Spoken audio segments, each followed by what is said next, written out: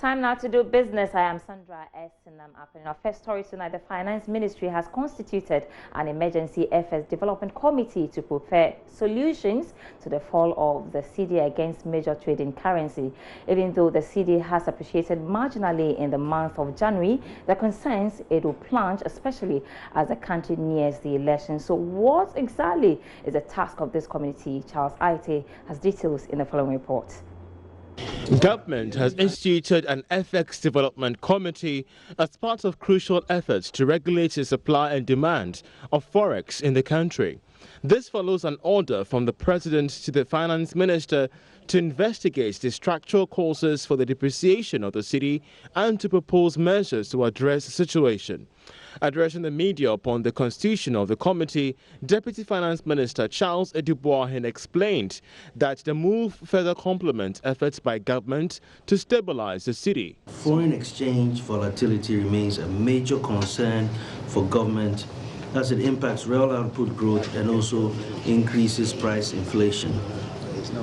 As has empirically been established, the seasonal fall in the value of the cedi can be explained by external headwinds and cyclical domestic demand for forex by corporates and individuals for trade settlements in recent times, increased demand by the energy sector actors as well.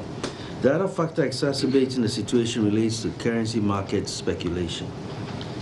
Given the debilitating impact of the cedi depreciation on the Ghanaian economy, the government has established a Foreign Exchange Developments Committee to offer policy alternatives to address this challenge. Head of Payment Systems at the Bank of Ghana, Dr. Seto Medical, further expressed the central bank's move to automate payment systems to stabilize the cedi. Our regional initiatives also, we have also initiated actions, for example, the Pan-Africa Payment and Settlement System, PASS, led by Afrexim Bank, to ensure an efficient payment system.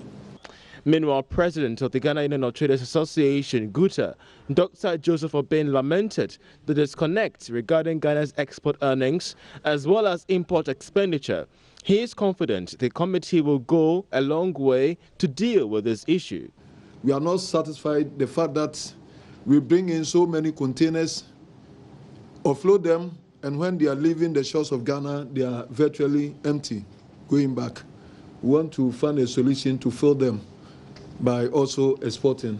Highlighting the importance of the agric sector in stabilizing the currency, the Agric Minister, Dr. Efria Kotose, expressed moves to double the production of major cash crops in the country, as well as boost rice and poultry production, which constitutes close to $2 billion on a yearly basis. What is the role of agriculture in this? It has a lot to do to correct the imbalance. First of all, in terms of import substitution, that we spend over $1 billion importing rice into this country, that we spend over $200 million a year to import chicken. And these are items that we can produce and produce efficiently. The cedi has in the past few days rebounded strongly as the Finance Minister attributed the recent depreciation of the Ghana cedi to speculation of the currency, among others. So far, some financial experts have advised that it is more appropriate to use financial and other monetary instruments to combat rapid depreciation of the cedi, rather than to resort to rigid control measures that have the effect of weakening public confidence in the financial and exchange rate system.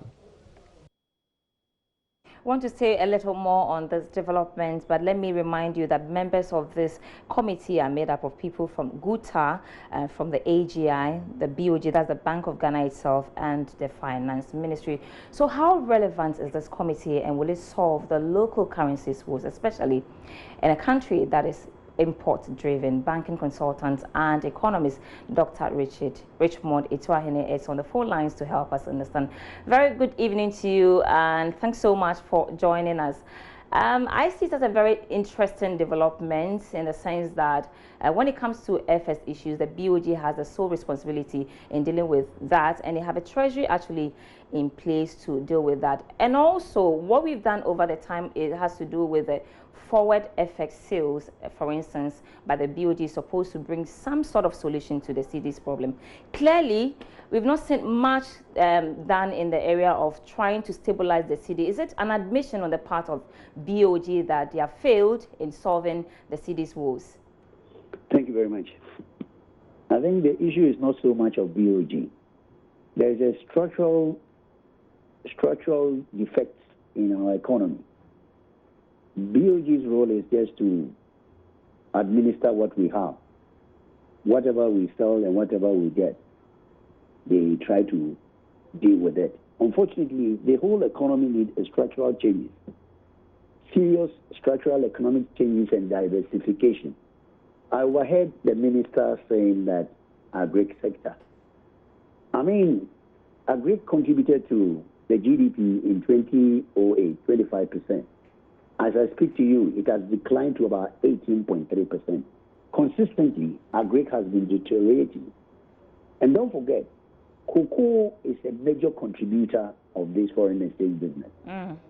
Unfortunately, this year, cocoa is not going to give us very much. For the last 2 years, the oil has contributed far more than cocoa and even close to gold. What we should do, which as a whole, national discourse, the country should sit down and decide that how do we diversify the economy? This is an agrarian monoculture country, depending on cocoa. Our competitors in Ivory Coast doesn't depend on cocoa alone. They are second producer of coffee. Yes, and banana, they are there. Pineapple. Currently, pineapple, they are the major exporter of pineapple to the EU. Unfortunately, we have all decided to focus on cocoa. And even cocoa, we haven't done very much. We need to start uprooting the old age cocoa trees and plant with the new hybrid. Unfortunately, it is going to be very difficult for anybody to control the depreciation of the cedi from a committee point. It is a supply and demand issue.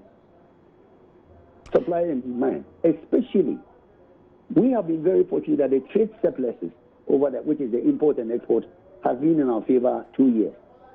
But even that one, it is the oil and gold that has helped us to do that. Instead of we focusing on agri competitively, to develop and diversify the agri, like other countries, like I always refer to Kenya. Kenya, once upon a time, was tea and coffee. Currently, they export flowers to Covent Garden. Every day, a plane leaves Kenya Airport. So what I get from you, it's more of a policy issue and somebody being bold to say that this is what I want to do. I mean, right. We keep on talking about, it's not a question of who is controlling. You cannot control what you don't have. In Latin, we call nemodax non habet. No one control what he doesn't have. Unfortunately, the demand is there, but you see the supply is limited, and therefore the price will find its level. Quickly before you go, do you think that this committee is misplaced? With all that you've said, we know that it has to do with import. We import heavily in Ghana. We know the solutions as well because we've been talking about it for some time now. We still import heavily, yet we've set up a committee to deal with cedi's depreciation. Is it misplaced? And how do we deal with it once and for all? I don't know the rationale for what it was set up. I've read it. But for me, it's a short-termist approach. I'm talking about a long-term approach to have a cedi stabilized over a period of time, not just the end of the year. We want it to stabilize. What next if we even keep it 5.8? What happened after 2021? So we should all have a national discourse to say that this country must diversify structural changes in the way we do agri and be more focused on agri, like rice. Before I end, let me tell you about rice. Everybody is talking about rice. Rice this year would cost us more than the cocoa proceeds that we got from the syndication. All right. How would you do that?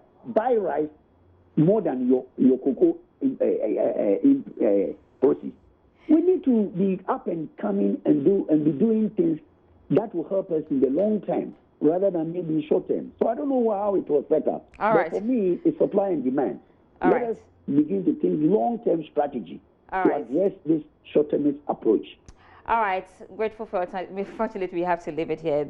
Dr. Richmond Ituahene is a banking consultant. My name is Sandra Esinamapeno. I'm back after 8 p.m. with more business news.